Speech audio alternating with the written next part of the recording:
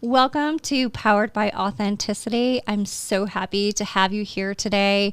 I have an exciting guest who I'm really looking forward to talking with in her organization of Be Bold for Change. So, Nickie Smith, welcome to Powered by Authenticity. Hi, Emily. I'm really excited to speak to you today, and thanks for having me on your podcast. Yeah, absolutely. Well, Nickie, tell us a little bit about yourself. Yeah, so I'm Nickie Smith. I'm a Brit now living in the US. I relocated with my family, my husband and two sons, who are now 8 and 22. And I live in Bellevue, Washington, just outside, about 30 minutes outside Seattle. And we are celebrating our 10-year anniversary of being here this month. Well, congratulations. It's a great part of the country. It's beautiful. It is the mountains, the lakes, and then the proximity to the city and the ocean.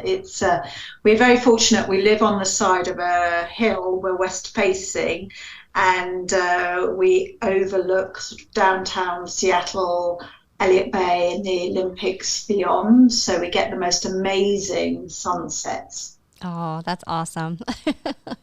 I'm jealous. It's beautiful there. With that, and you live in a beautiful part of the country. What's your favorite part of summer? What's your summer activity like that you like to do out there at West? Yeah,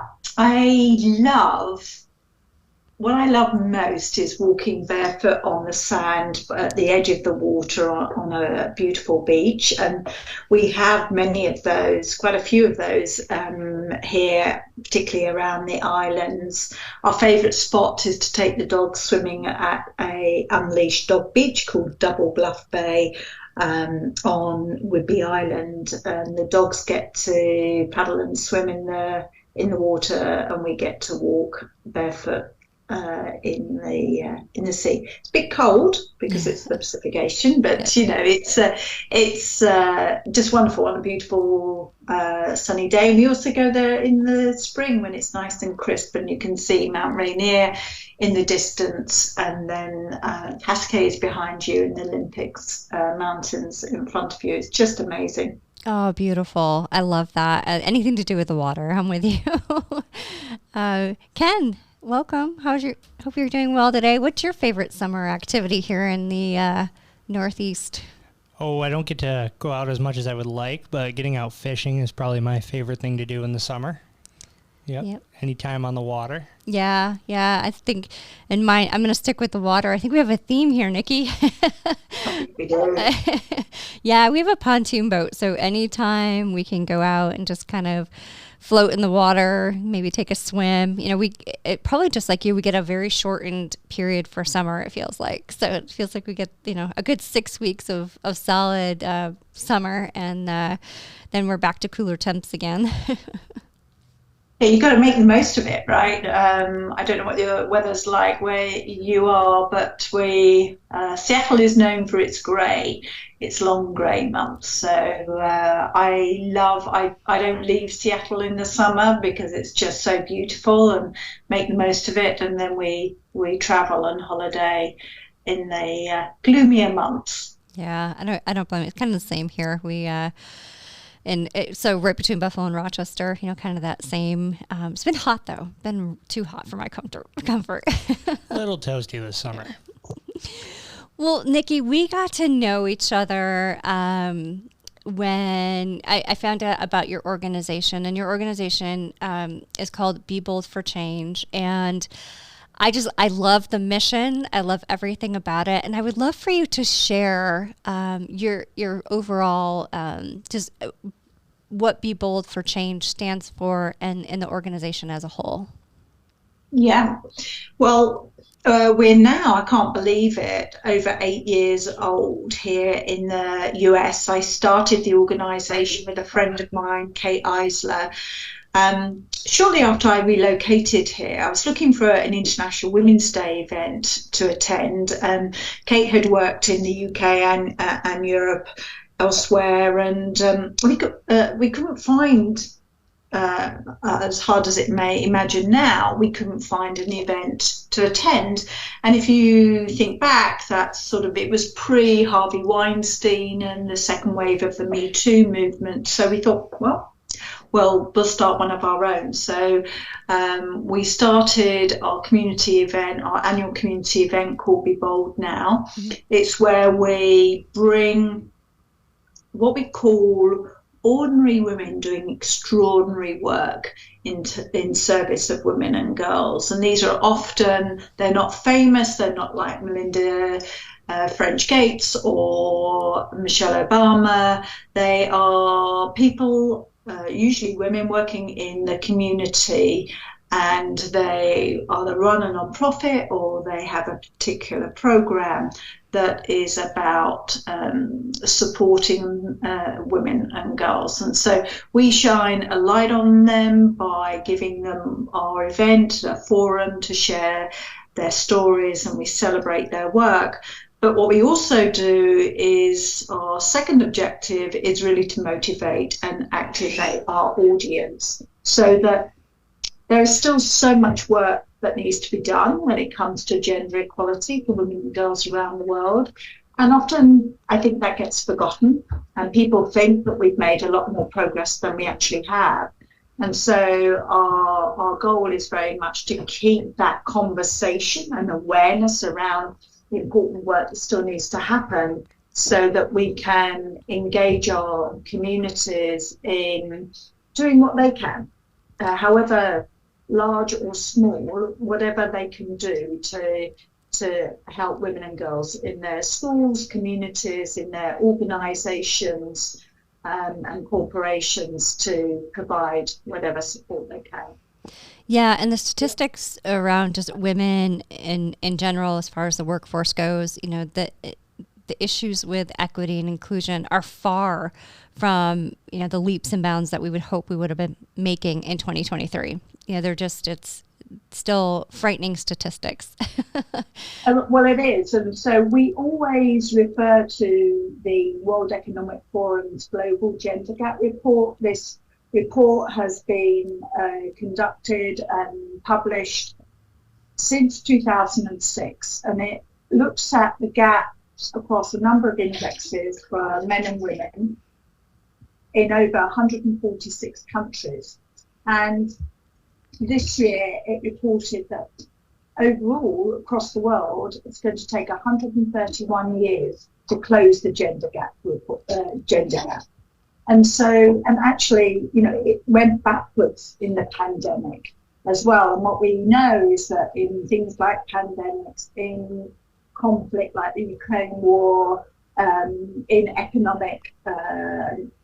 poor economic climates, it's women and girls that are impacted more negatively than men. And, just to throw another statistic out there for you, the US, out of 146 places, in terms of 146 countries, is currently at 43rd place, and it has declined and gone down 16 places year on year. And I think many would expect the US to be up there at the top, being a developed country, but at the top is Iceland, and then the Nordics and New Zealand. And so, here in this country, we've still got a lot of work to do. Yeah, we do. And a few weeks ago, I had a guest on my podcast who works for a Canadian organization, and the leaps and bounds of the actionable, tangible pieces that corporations are putting together to make that change, I feel are far ahead what we've done here in the States. It's just, when you hear the actions that those organizations are taking to resolve that gender divide, it's mind-boggling that we're not doing more here in the States. Yeah, and in the economic climate that we're facing at the moment, what we're seeing, in tech industry, for example, I read a statistic that 68% of the layoffs were women. Yep. And that's most likely because they will be employed in HR and marketing and operations as opposed to sales or engineering. And so, they are adversely impacted. And also all of the great work that a lot of companies did since, the murder of George Floyd and COVID, some of that work now has been not invested in as much as it was because companies are facing, hard times. Yeah. Yeah. I mean, just the global economic, forecast and current state is just, it's making it tougher for women. It really is. We're definitely impacted from layoffs and where those have to occur and where they are occurring. It's really sad actually to see all of this happening in 2023. So the other thing that I'm really, really loved to hear about was your Be Bold Girls initiative. Would you mind sharing a little bit about that? Yes, so Be Bold Girls is the youth branch of Be Bold for Change, and it began last year after our Be Bold Now show in Seattle. We had a number of girls, parents, and teachers actually, who contacted me after the show, and they said, we love the show. Our girls love the show. In fact, we had the most amazing conversations on the way home and the following day at school. But the girls would really love to know if you would do something more targeted at their age.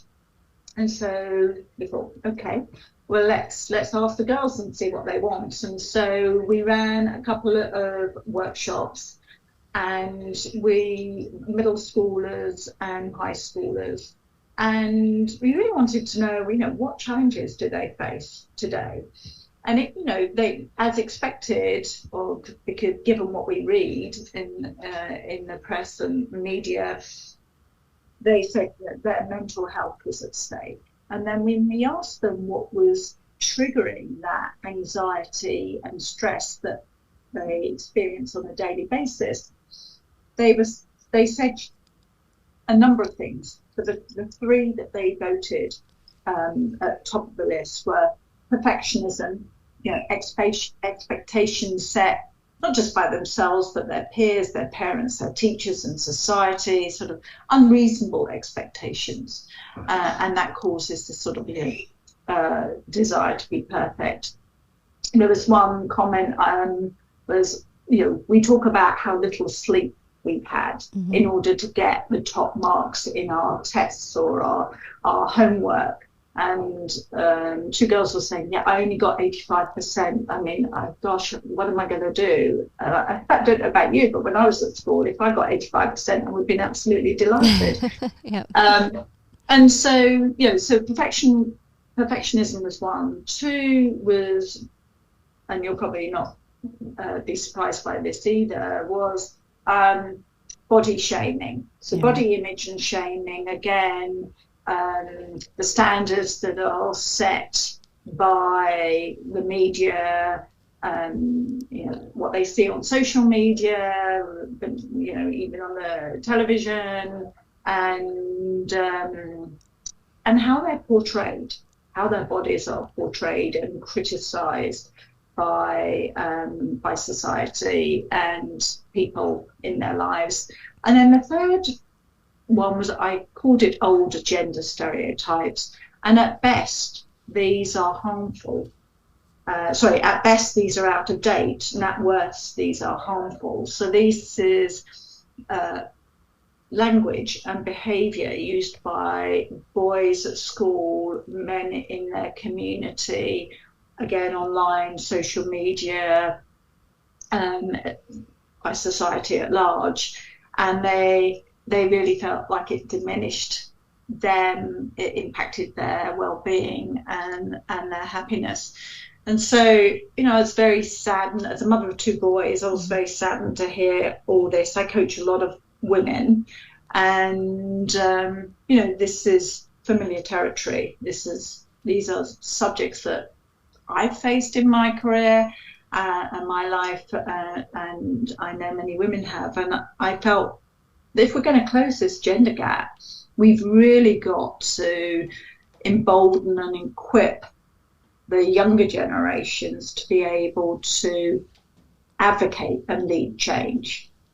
There's no time to wait. We really must help the younger generations, our leaders of tomorrow, drive change today.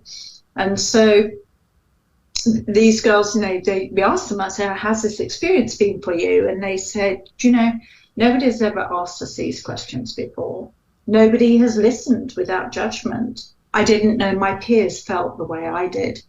And I didn't know that I could influence change at my age today with the help of adults. And it was so insightful and so heartfelt. I just knew that we had to do something. And their enthusiasm was infectious. They wanted to start, okay, when can we get ready? What can we do? How can you help us? And so we set up a student team. We gave them a brief and we said, design a program that you and your peers would want to be part of. And so that's what they did with some coaching from our leaders. They designed Transform the Norm, their name, and it's a leadership development course for 7th to 12th graders.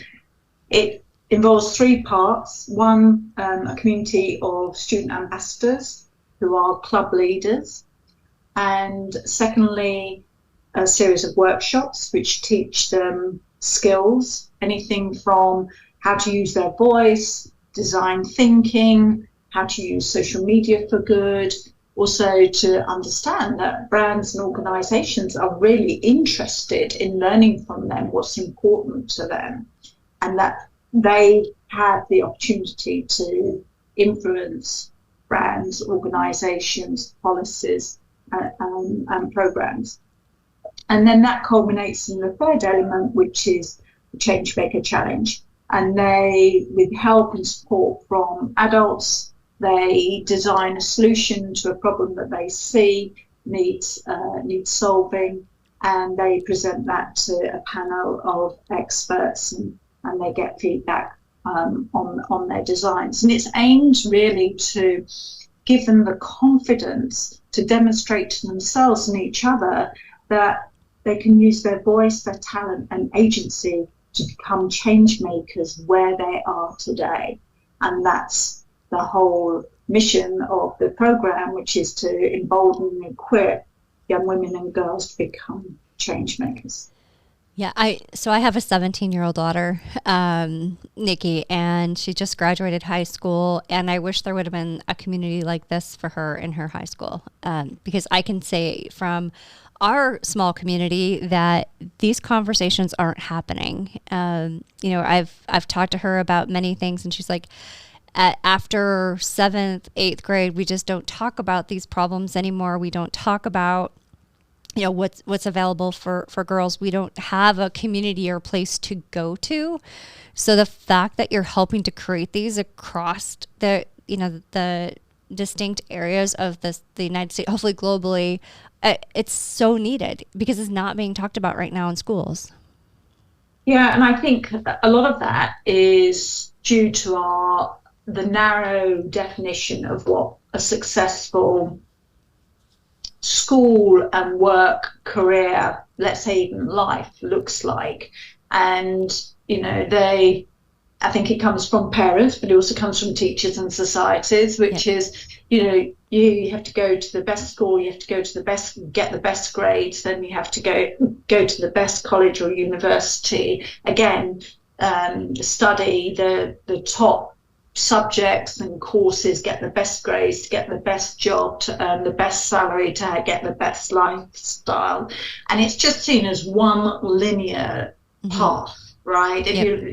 And we know that's not true. right? We know that you can be successful in many different ways, and many people fall off the path and find and get back on it at other times in their life, or get on a different path. Now, how many adults do you hear, like in their 30s and 40s, burn out and then leave their chosen career and, you know, start at something that's totally different, that gives them more meaning, gives them more, is better for their health. And, you know, the research says now that the 100-year life is going to be, you know, going to be typical. Our children are going to live much longer than us, with the help of all of the, you know, the innovation in the health industry. And so you can get to recreate different careers and different pathways. You're going to need to, right, reinvent ourselves multiple times. And I want this younger generation to think less about, I've got to get 90% and I've got to learn how to pass exams, and think more about what difference they can make in the world. And I would say, as a recruiting manager, a hiring manager, when I used to work at Microsoft, often you get many resumes that look identical, right? And one way of differentiation is by doing this kind of work, getting involved in this kind of program, so that when, whether it's a college application or apprenticeship application or a job application, you're going to stand out if you've got something like this on your resume. Yeah, absolutely. And I think that's an important point that is also not discussed enough. Involvement in community, involvement in these types of organizations really not only help you better yourself, but long term they're going to help you be successful in life. So the involvement in the community that it brings together is something that somebody can take with them. You know, a girl who's involved in this community as a junior in high school can have those same friends, you know, through their entire life, and it's based on similar interests and wanting to do, good things in life. So I think that's an important part to remember as well from this conversation, is that it's a community. Can become a differentiator in who you are, and that's going to help stand out, for your full pathway in life. Yeah, absolutely. And that's, I think, I know I've been guilty of it, following traditional patterns, and now there are different patterns and different pathways, and parents need educating as much as or re-educating as much as the young women and girls too. Yeah, a little side story. With my career hiccups the past year, one thing that's been brought forward as an opportunity is to work as like a fractionalized CIO. And my husband is like, what does that mean? It's that different way. It's that non-traditional pathway to something that you love that are now new opportunities. So it's being able to stay on the cusp of those different career paths that are available to people, to make sure that, you're not having to just surrender to something that is the normal, in quotes. Exactly. I think past norms need to change because they're unhealthy. And I think the new generation, Gen Z, their desire to want more of a portfolio career, I think is really, really interesting. And I would say that's what I want for myself too. I want a portfolio career. I'm way more interesting than working for the same organisation, 5 days a week or however many hours a week. But wouldn't it be so much better to have a gig portfolio where you has variety? That seems way more exciting to me, and I'm sure it does to young people too. Yeah, absolutely. Well, how can others help to grow Be Bold? There's so much going on. It's more critical than ever to have community organizations and a place to go like Be Bold and have a voice. How can others help? How can people come and help you, Nickie? Yeah, so we've got some very ambitious goals this year. We launched the organisation in the UK and had our first event in London earlier in March. And we are also just establishing ourselves and getting all the paperwork done for launching Be Bold for Change in France. So that's very exciting. But what we really want to do is expand our reach. We want to reach more women and girls so that we can connect the adult women to the young women and girls, because they can cross mentor each other and support each other as they grow. And that's my ultimate aim, is to build this in an intergenerational community of women and girls and their allies to support one another to become change makers. And so what I really am interested in hearing from anyone who wants to expand, help us expand by setting up a local Be Bold Girls in their town, city or country. We need some adults who love the idea, can provide the support. We have a very detailed playbook that we are preparing for that scenario. We will handhold those adult volunteers through the whole process. So we want our programs to reach more women and girls in their area, whether it be in new cities in the US or in other cities and countries worldwide. So we have, they can go to beboldgirls.org or beboldforchange.org, and there's a contact us email address. There are also forms for people to complete and submit their area of interest. So whether they're a student and want to be a student ambassador, whether they're an adult, it could be a teacher or a community leader or just a parent, say just a parent, even a parent. And if they are interested in running a club or supporting in some way, volunteering, they can submit the form and their interest, and we'll reach out to them and talk to them and see what they can do. And of course, this all needs funding. So we have a donate section on our website. You can join the Giving Circle, which is where you can donate a regular amount of money, however much you can afford. Or we have a GoFundMe campaign where people can make a one-off donation. If your organisation matches time, so if you volunteer for us and your organisation matches time, we love volunteers like that, because it means that we get a payment for all the hours that our volunteers invest in the organisation too.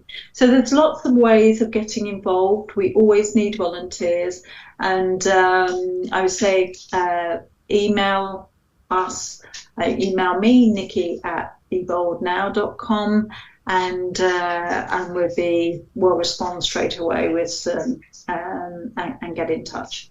Awesome. Yeah, and Nickie will put all of those links in your email into the show notes, so that they're clickable links. And for transparency, I am thrilled that to find out as of this morning that I was accepted onto the board for Be Bold. So I'm excited to try to do something here in our local community, but also help to make that global impact by sitting on the board. So Nickie, I am just so excited to work with you and Kate and the whole team at Be Bold, starting, I think, pretty soon, like in August. So I'm excited. Yeah, absolutely. Yeah, no, we're very excited to have you join us. This is such a critical point in our evolution.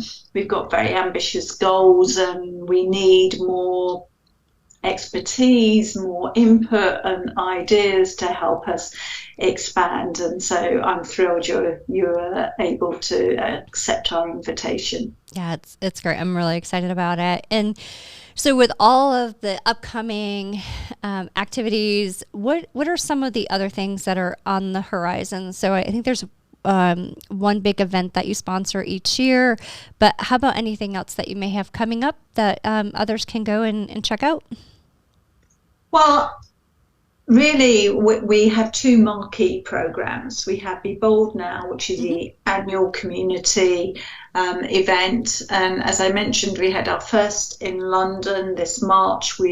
I am meeting the UK team and the new French team when I go to London in September. We'll be planning next year, and we'll be planning our first event in Paris as well. So that's very exciting. And we are just sent out our invitations to our Student Ambassador Bootcamp for the 2023-2024 school year for Be Bold Girls. That's coming up on the 23rd of August. So we're very focused on those right now. I think with the new board members coming on soon, we will be thinking about what else is next. But right now, that's quite frankly enough. I'm going to take a little holiday in September when I go to Europe and come back fully refreshed and raring to go. Awesome. Well, you've definitely deserve that holiday, and I hope you enjoy it for sure. Thank you. Yeah. Well, Nickie, it's been so great. The organization to me just speaks to myself, and I know it will as with others as they listen to the podcast. We need to be having these conversations. To your point, we need to have them earlier in girls' lives versus later, and come together, let them know that there's a community and there's support and it's available to them at any time. So I just want to thank you for standing up, Be Bold. It's a great organization. I think the whole, everyone's has a chance to go out there. Like I said, we'll put your website and information in the links, but it's just such a great place for people to know is out there as a resource. Well, thank you. And thank you for giving me this opportunity to share the work of the organisation. It will be interesting where we are 2-3 years from now. I'm very excited in imagining what that might look like, but I'm hopeful that we will certainly be reaching more girls and helping them become the best leaders that they can be in the future. And that's what we need. We need new, fresh ideas that we can support. And that's our role. I believe it's our responsibility as adults to protect this planet and make it a more equitable world for everyone. Yeah, absolutely. Very well said. Well, Nickie, thank you so much for being on the podcast today. Thank you. It's been a pleasure. It's been so great. As always, thank you to Ken for being our producer today. You got it. And also thank you to Go Art here in Batavia, New York. They have gifted us the use of their podcast room. So thank you to Go Art for the support in the community. And Nickie, I will be in touch with you soon. And again, I really do appreciate you being here, talking about the work that you're doing. It's just so important, and it's at a critical time in our world right now that we get others involved and we make sure that there's really community support such as Be Bold for the younger generation to know that they can come to. So thank you so much. Thank you. Have a good night.